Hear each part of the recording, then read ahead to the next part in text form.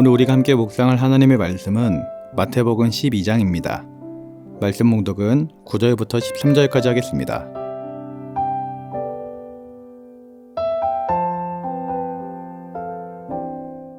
거기에서 떠나 그들의 회당에 들어가시니 한쪽 손 마른 사람이 있는지라.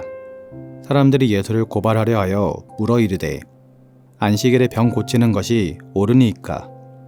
예수께서 이르시되 너희 중에 어떤 사람이 양 한 마리가 있어 안식일에 구덩이에 빠졌으면 끌어내지 않겠느냐. 사람이 양보다 얼마나 더 귀하냐. 그러므로 안식일에 선을 행하는 것이 옳으니라 하시고, 이에 그 사람에게 이르시되 손을 내밀라 하시니 그가 내밀매 다른 손과 같이 회복되어 성하더라. 아멘.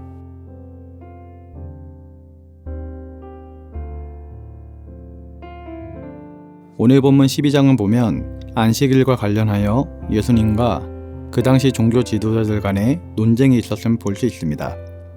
오늘 우리는 예수님 당시의 종교 지도자들과 예수님 사이에 있었던 흥미로운 대립을 통해서 우리의 삶에서 정말로 중요한 것이 무엇인지를 다시 한번 생각해 보기를 소원합니다.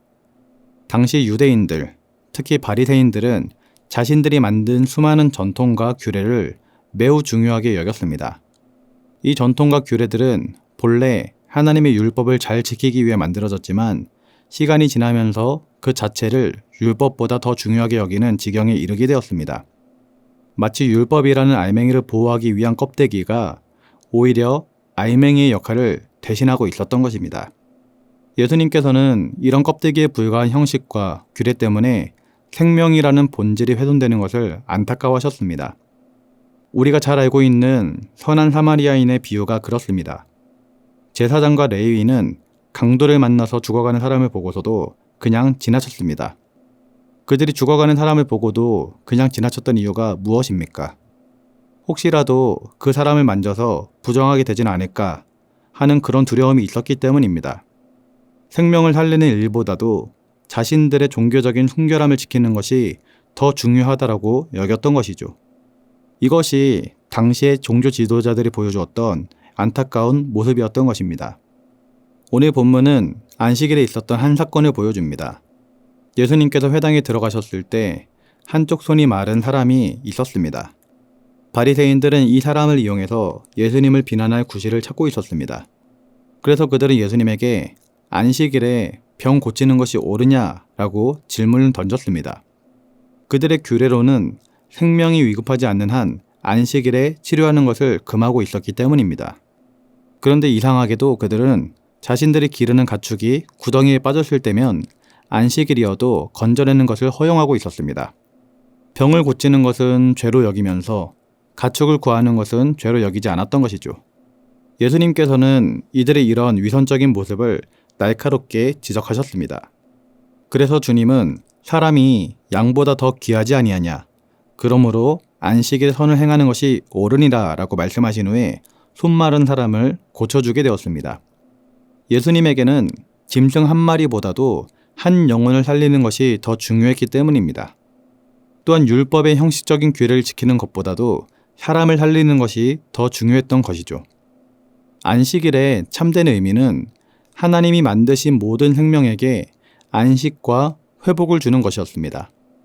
그런데 예수님 당시 종교 지도자들은 하나님의 뜻을 지키기보다는 왜곡된 규례를 지키는데 엉뚱한 힘을 쓰고 있었던 것입니다. 예수님은 오늘의 사건을 통해서 잘못 만들어진 규례와 형식을 지적하고 안식일의 본질을 회복시켜주는 그런 메시지를 주었던 것입니다.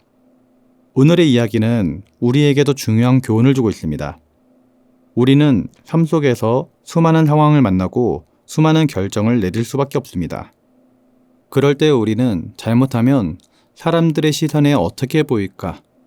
교회의 전통과 규범에 어긋나는 것은 아닐까 하는 형식적인 기준 때문에 잘못된 선택을 할 수가 있습니다. 하나님이 원하시는 뜻은 무엇일까를 구하기보다는 사람들의 눈치를 보면서 인간적인 선택을 할 때가 많다라는 것이죠. 그러나 우리는 하나님께서 중요하게 여기시는 것은 무엇일까? 라고 날마다 스스로에게 물어야 합니다.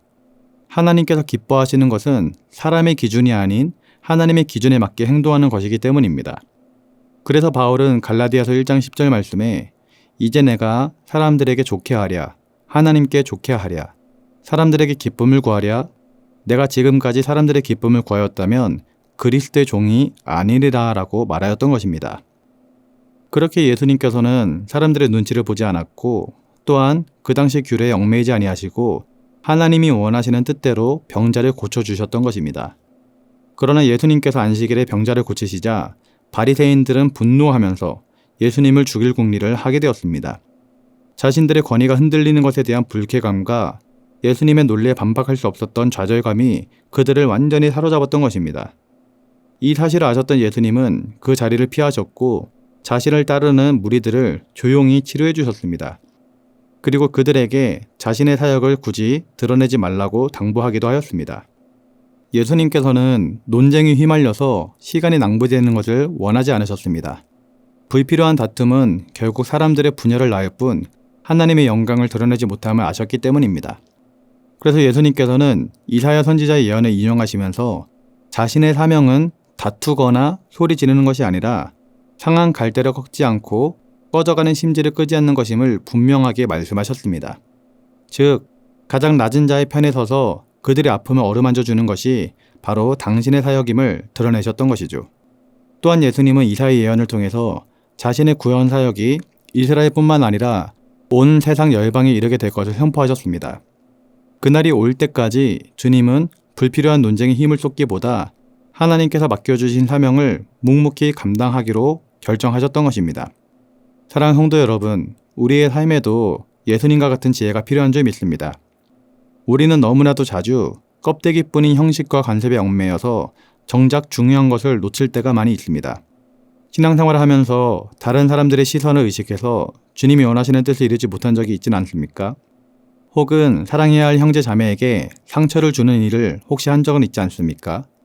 오늘 말씀을 통해 주님 우리에게 다시 한번 말씀하십니다. 너희는 형식보다는 본질을 선택하고 전통보다는 생명을 선택하라. 그리고 불필요한 논쟁에 힘을 쏟기보다는 하나님께서 너희에게 주신 사명에 집중하는 삶을 살아라. 우리는 주님이 보여주신 모습처럼 생명을 구원하는 일에 모든 집중을 다해야 될 줄 믿습니다. 영혼을 살리고 공동체가 하나 되어 화합하고 서로 살아가는 것보다 더 중요한 것은 없기 때문입니다.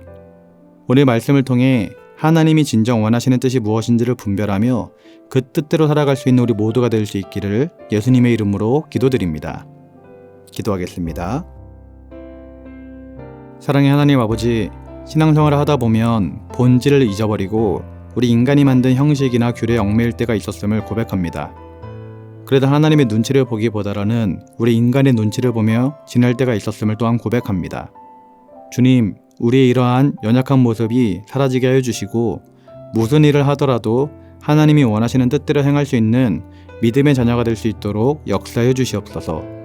주님이 원하시는 뜻이 무엇인지를 분별하게 하여 주시고 늘 깨어서 주님과 동행하며 살아갈 수 있도록 은혜와 축복으로 함께 하여 주시옵소서. 감사를 드리며 예수님의 이름으로 기도드립니다. 아멘. 하늘에 계신 우리 아버지, 아버지의 이름을 거룩하게 하시며 아버지의 나라가 오게 하시며 아버지의 뜻이 하늘에서와 같이 땅에서도 이루어지게 하소서. 오늘 우리에게 일용할 양식을 주시고 우리가 우리에게 잘못한 사람을 용서하여 준 것 같이 우리 죄를 용서하여 주시고 우리를 시험에 빠지지 않게 하시고 악에서 구하소서. 나라와 권능과 영광이 영원히 아버지의 것입니다. 아멘.